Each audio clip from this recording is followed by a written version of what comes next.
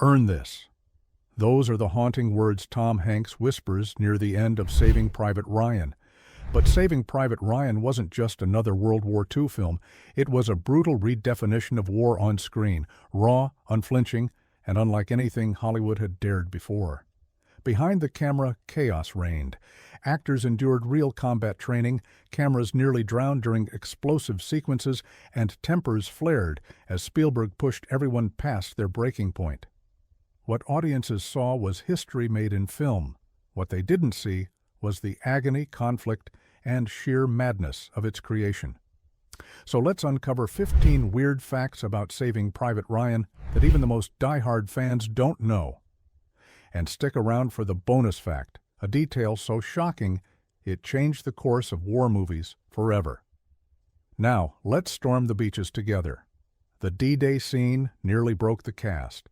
The opening D-Day invasion sequence isn't just famous, it's infamous. Spielberg filmed it with 1,500 extras, many of them actual Irish Army reservists. The realism was so extreme that several veterans who previewed the film reportedly had to leave theaters, overcome with flashbacks. But the chaos also hit the actors hard. Explosives, live fire simulators, and gallons of fake blood made the set feel like an actual battlefield. Spielberg gave minimal direction, letting actors react in terror. Some later admitted they cried between takes, shaken by the intensity. It wasn't just acting, it was survival. This scene blurred the line between cinema and trauma, creating one of the most unforgettable openings in film history. Tom Hanks hid his character's secret from everyone. Captain Miller's quiet demeanor hides a mystery. What did he do before the war? Spielberg kept the secret under wraps, refusing to reveal Miller's backstory until late in filming. Even Tom Hanks didn't know at first, forcing him to play Miller as a man with an internal burden. When it's revealed he was a small-town schoolteacher, the weight of his humanity suddenly reframes every action. Not a hardened soldier, but an ordinary man forced into extraordinary brutality. The secrecy gave Hanks's performance its trembling authenticity. He wasn't just acting lost, he was navigating uncertainty for real. Spielberg refused storyboards for the battle scenes. Normally, big battle sequences demand months of storyboarding. Spielberg did the opposite. He arrived on set with only rough ideas, shooting handheld and improvising with his cinematographers. Why? He wanted chaos, unpredictability, and fear baked into the film's DNA. The result? A visual language that feels like documentary footage ripped from combat newsreels. Explosions erupt without rhythm, the camera lurches, stumbles, and sometimes shakes so violently you'd think the cameraman was fighting for his own life. The absence of traditional planning wasn't laziness, it was genius. It plunged the audience into war's terrifying uncertainty. The actors went through a brutal boot camp. Before cameras rolled, the main cast endured a 10-day military boot camp, led by Marine veteran Dale Dye. Rain-soaked trenches, forced marches, rationed food, the works. The men were stripped of Hollywood comfort and broken down like real soldiers. But here's the kicker. Matt Damon, who played Private Ryan, was deliberately excluded. Spielberg wanted genuine resentment from the squad when they finally met him, mirroring the soldiers' bitterness at risking everything to save one man. The tactic worked. When the cast confronted Damon on screen, the tension wasn't just written, it was lived. The blood was made from Hershey's syrup, with a twist. Creating gore wasn't as simple as tossing fake blood on the sand. Spielberg's team mixed Hershey's syrup into the formula to achieve the perfect dark, sticky consistency. But they also added crushed chalk and pigment, so it wouldn't dissolve in water during ocean shots. The result was unnervingly realistic, so much so that some crew members admitted they had nightmares after watching dailies. Practical effects like this, grounded in old-school Hollywood tricks, gave the violence a weight that digital blood could never replicate. Each drop reminded audiences of real lives spilled on real beaches. Spielberg kept veterans on set for authenticity. To ensure every movement, every command, every scream rang true, Spielberg brought in World War II veterans as consultants. These men weren't just advisors. They were living memories of the horror. They corrected details in real time, how a soldier would grip his rifle, how a helmet sat, even how fear showed in the eyes. Tom Hanks later admitted that knowing actual veterans were watching over their shoulders was intimidating. You didn't want to mess it up, he said. Their presence added a haunting authenticity that no textbook could provide. For many veterans, the set wasn't just a recreation. It was a resurrection of ghosts they had tried to bury. The Omaha beach shoot nearly killed the crew. The D-Day scene was filmed in Ireland using Curracloe Beach to mimic Normandy, but Mother Nature was merciless. Cold Atlantic waves pounded the set daily, dragging away equipment and exhausting extras. Camera operators stood waist-deep in freezing water, clutching gear that weighed nearly 100 pounds. At one point, an explosive misfired, sending shrapnel terrifyingly close to Spielberg's crew. Insurance officials were horrified, but Spielberg pressed on. He insisted the scene had to feel dangerous because real war was dangerous. The brutal shoot didn't just test endurance, it nearly broke the production. The sound design was weaponized. The Academy Award-winning sound wasn't just designed, it was engineered to attack the audience. Every ricochet, every mortar blast, every scream was mixed with deafening intensity. Spielberg told sound designers to strip away music during battle, leaving audiences trapped in pure chaos.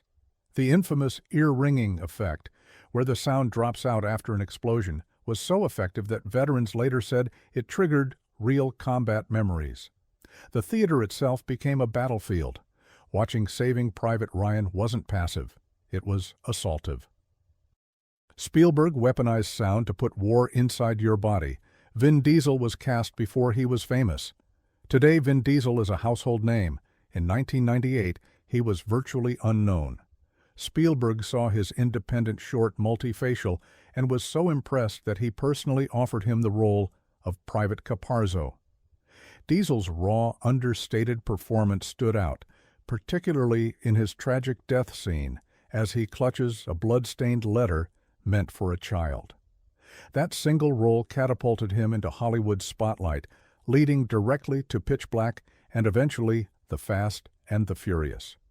Without Saving Private Ryan, Vin Diesel might have remained in obscurity. It wasn't just a war film, it was his war cry to stardom. The cast was haunted by what they saw.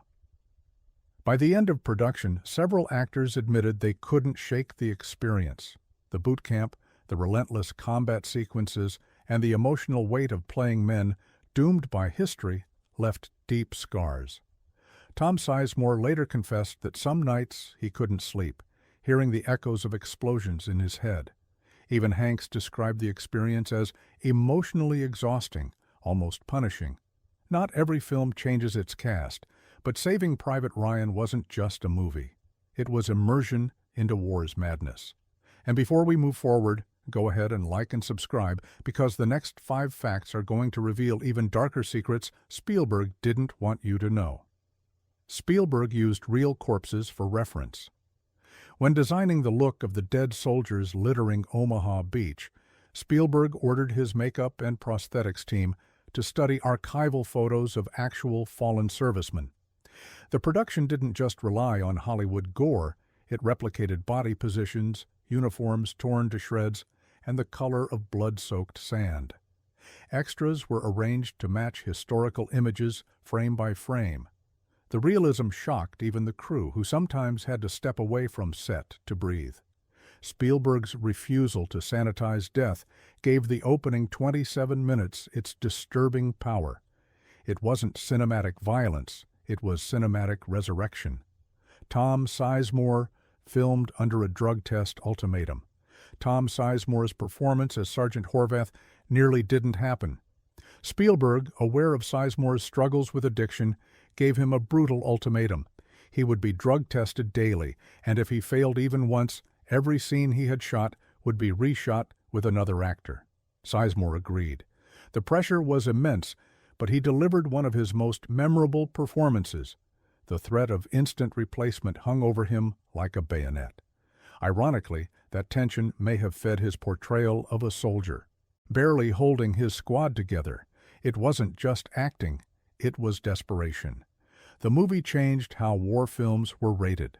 Saving Private Ryan nearly derailed the MPAA rating system. Its graphic opening scene pushed violence further than most R-rated films of the era. Studio executives feared an NC-17 rating, which would have crippled distribution. But the MPAA did something unprecedented. They gave it an R, but released a public statement defending the decision, calling the violence necessary for artistic truth. This broke precedent. Hollywood learned that some films could bypass censorship rules if their brutality served realism. In short, Saving Private Ryan redrew the line between art and obscenity. The film sparked PTSD in veterans. The U.S. Department of Veterans Affairs received reports from World War II vets who were triggered by the film. Some broke down in theaters, others avoided it entirely, fearing relived trauma. Yet many also thanked Spielberg for finally showing civilians what they had endured. One veteran wrote, "For the first time, my children understood why I never talked about it."